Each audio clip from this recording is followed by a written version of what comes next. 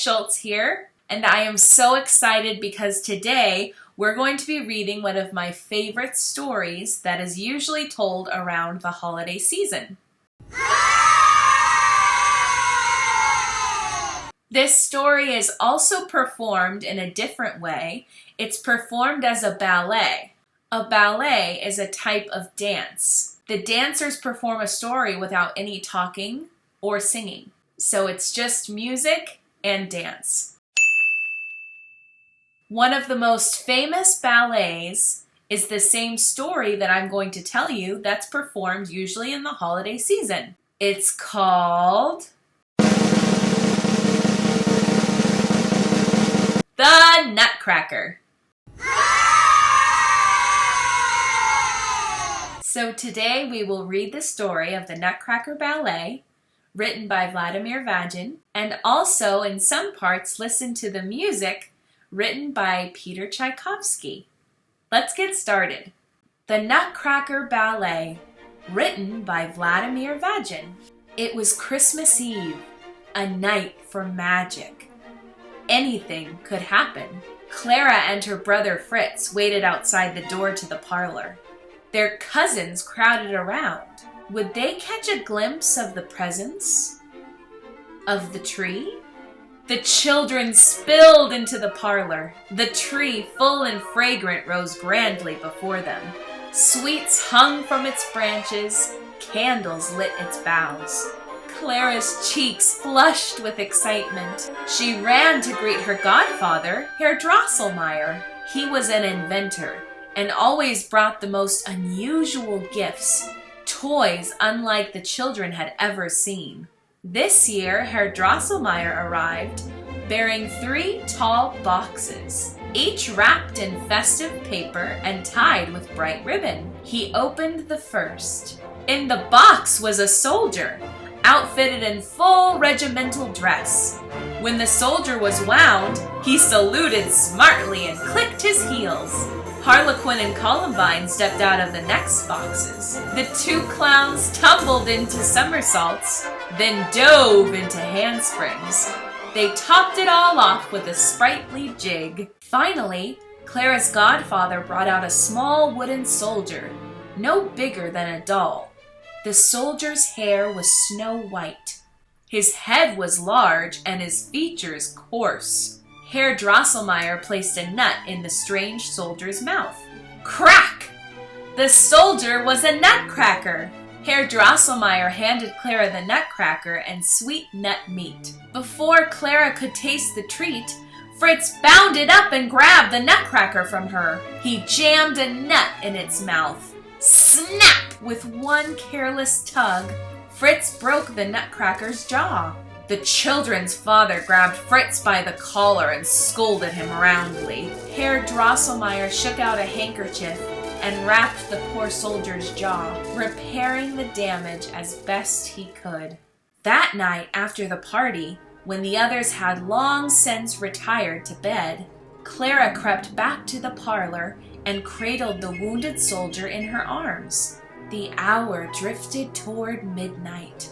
As Clara sunk sleepily onto the sofa, Herr Drosselmeyer stepped from the shadows. He eased the nutcracker from the little girl's grasp. With a turn here and a twist there, he mended the soldier's jaw. Bong! Clock struck 12. Clara started. Was that Herr Drosselmeyer on top of the grandfather clock? And what was that scampering sound? Clara hid behind the safety of the sofa. A mouse scurried across the room, brandishing a sharp saber. Clara gasped. The mouse was as large as she. The Christmas tree, too, began to grow and grow and grow and grow until the top branch of the tree scraped the ceiling. Fritz's toy soldier, spirited and tall, marched out in tight formation. Even the nutcracker had grown as large as Clara. Just then, an army of mice charged across the room, attacking the toys. They were led by the Mouse King. a leering, frightful creature with 7 heads. The toy soldiers fought valiantly, but they were vastly outnumbered. The Mouse King pinned the Nutcracker with his sword. "No!" cried Clara. She hurled her slipper at the Mouse King, knocking him flat. The Nutcracker leaped to his feet.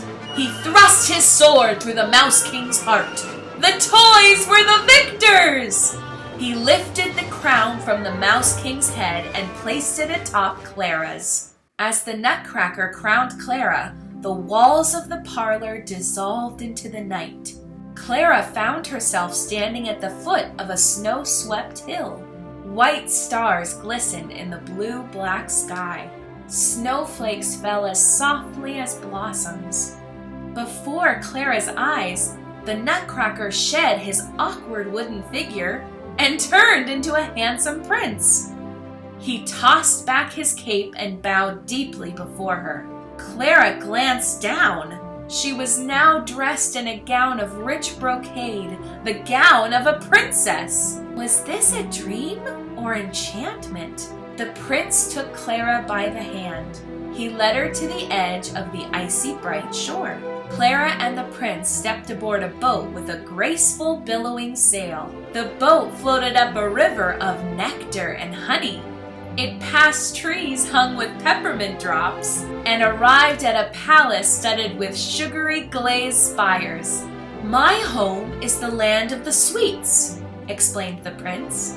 "I rule from the marzipan castle." At the gates of the castle, Clara and the prince were met by the sugar plum fairy and the delicate angels who attended her.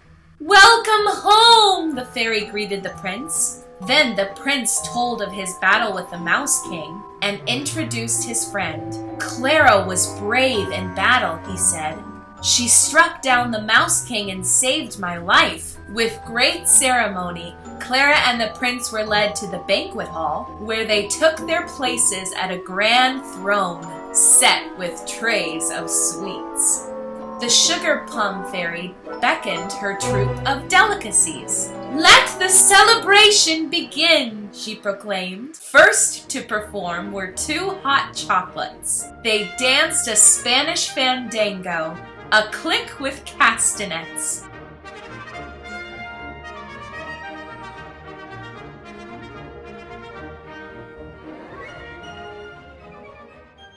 Next came Arabian coffee. She wore gauzy flowing silks that shimmered as she swayed. She whirled amid a swirl of scarves, a clack and clang of bangles.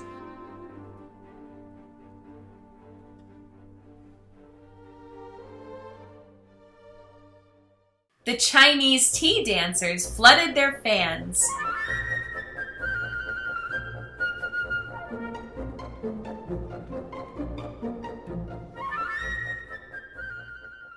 High-stepping Russians kicked up their heels, crisp as candy canes.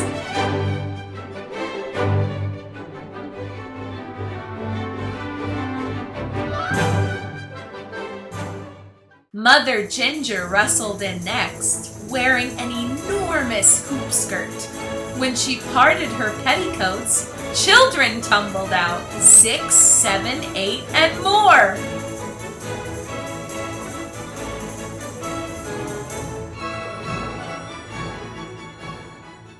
Then came the flowers, ablaze with color. Their petals were sugared in bright colored hues, orchid pink and marigold yellow, poppy red and wisteria blue. The flowers were touched by a drop of dew.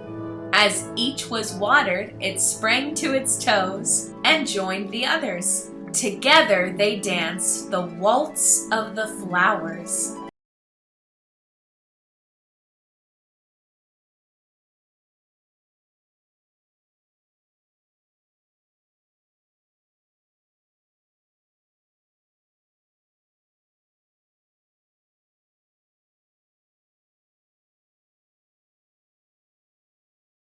Finally, the sugar plum fairy came to the floor, escorted by her gallant cavalier.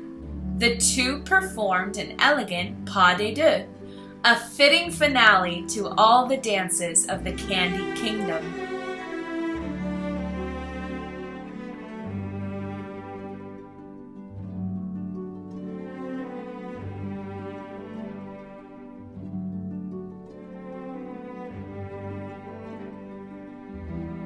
As the music faded, Clara knew it was time to return home. The delicacies bid her goodbye. Last to step forward was the Nutcracker Prince. Clara did not want to leave her friend.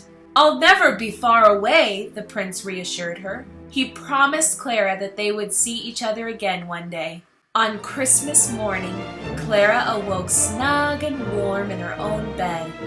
She recalled the adventures of the night before, the battle with the Mouse King, and the journey to the land of sweets. Through it all, she'd had the company of her prince. Clara hugged the Nutcracker to her. She wanted no other present, for Clara now knew the secret of Christmas, that magic is the best present of all.